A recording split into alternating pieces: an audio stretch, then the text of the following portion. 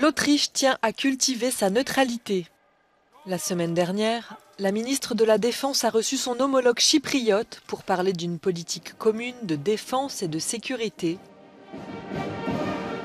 Vienne cherche à intensifier sa coopération avec d'autres États non alignés comme Chypre, l'Irlande ou Malte. Avec l'entrée des pays scandinaves dans l'OTAN, les États neutres sont de moins en moins nombreux au sein de l'Union européenne. Pour Vienne, il pourrait pourtant avoir un rôle diplomatique clé dans la guerre en Ukraine. Pour nous, c'est très important de se coordonner plus étroitement avec les pays neutres ou avec ceux qui n'appartiennent pas à des alliances comme l'OTAN. Pourquoi ? Ce sera peut-être l'occasion, le moment venu, d'avoir un rôle à jouer dans la diplomatie. Un jour, pas à l'heure actuelle, mais ce jour viendra. Moscou a récemment rejeté l'offre de médiation avec l'Ukraine proposée par Vienne. En votant les sanctions contre la Russie, l'Autriche est allée trop loin dans le camp occidental, affirme le Kremlin.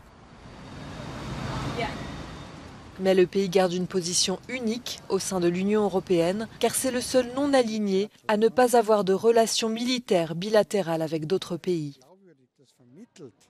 De fait, l'Autriche est le seul pays neutre qui maintient des liens avec les pays non alignés du Sud et qui a aussi un rôle particulier en hébergeant des organisations internationales.